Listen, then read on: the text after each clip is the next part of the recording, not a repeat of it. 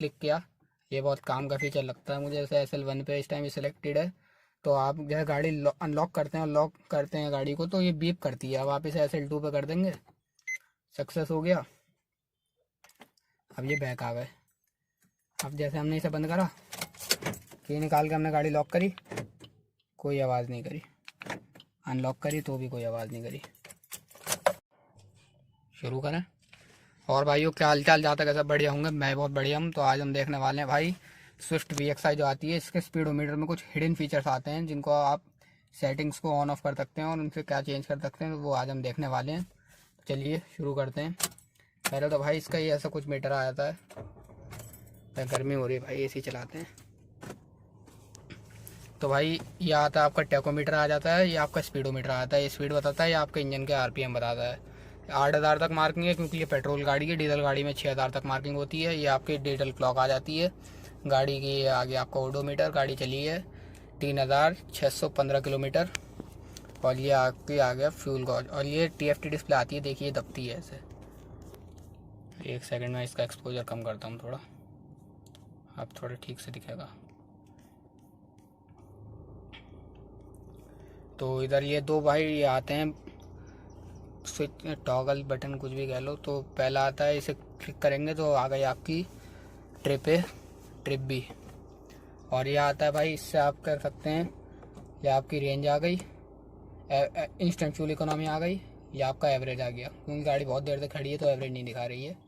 और ये हम जैसे कि अपनी पार्किंग लाइट ऑन करते हैं, तो अगर मैं इसे राइट घुमाऊँगा फिर लेफ़्ट करूँगा, तो आप इसकी ब्राइटनेस कम ज़्यादा कर सकते हैं। और ऑफ़ करने पे फिर ब्राइट हो जाती है, और लाइट चलाने पे ये डिम पड़ जाती है, तो आप इसे बढ़ा भी सकते हैं।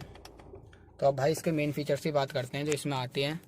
पहले तो भाई ये आता है, हम इस वाले टॉगल को गए, इसको मैंने 3 सेकंड के लिए दबा के रखना है। ये देखिए क्लॉक आ गई। अब आप इसको दोबारा दबाएंगे, आप इसमें एंटर कर गए। आपको 12 आवर चाहिए, 24 आवर चाहिए, बैक आप ऐसे कर सकते हैं। टाइम भी सेट कर सकते हैं इस वाले टॉगल से।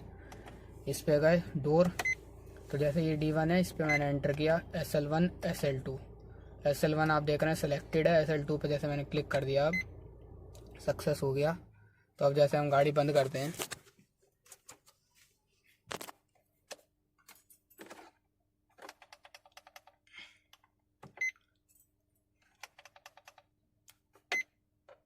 जैसे मैंने गाड़ी बंद करी, तो आप देख सकते हैं जैसे गाड़ी मैंने लॉक करी, अब अनलॉक कर दी, तो खाली ड्राइवर साइड डोर इसमें अनलॉक होता है, और दोबारा करने पे चारों होते हैं। लेकिन अगर आप उसे SL1 पे कर देंगे तो एक बार में आपके चारों डोर अनलॉक हो जाएंगे। चलिए अब दूसरे पे चलते हैं। ये हम गए डोर SL2। तो इसमें आपका यह आता है जैसे कि आपकी स्पीड है, अगर आप चाहते हैं, आप चाह रहे हैं 20 से ऊपर जाती है, तो आपके चारों डोर अनलॉक हो जाते हैं, लॉक हो जाते हैं। SL2 पे आप करेंगे तो ऐसा नहीं होगा। अभी SL1 पे सेलेक्टेड है, तो ये ऐसा होता है 20 पे जाने के बाद। फिर आते हैं आप इस पर, तो आप जो इसको इधर से अनलॉक करते हैं, तो आप एक बार में करते हैं तो खाली ड्राइवर डोर अनलॉक हो। SL2 पे करने पे ऐसा होता है, और SL1 पे नहीं होता है। और D3 बैक करा हमने, D4 इसमें आता नहीं है, D5 है। D5 पे आपने क्लिक किया, ये बहुत काम का फीचर लगता है मुझे। जैसे SL1 पे इस टाइम सिलेक्टेड है, तो आप जैसे गाड़ी अनलॉक करते हैं और लॉक करते हैं गाड़ी को, तो ये बीप करती है। अब आप इसे SL2 पे कर देंगे, सक्सेस हो गया। अब ये बैक आ गए। अब जैसे हमने इसे बंद करा, की निकाल के हमने गाड़ी लॉक करी, कोई आवाज़ नहीं करी। अनलॉक करी तो भी कोई आवाज़ नहीं करी। अब हम जाते हैं,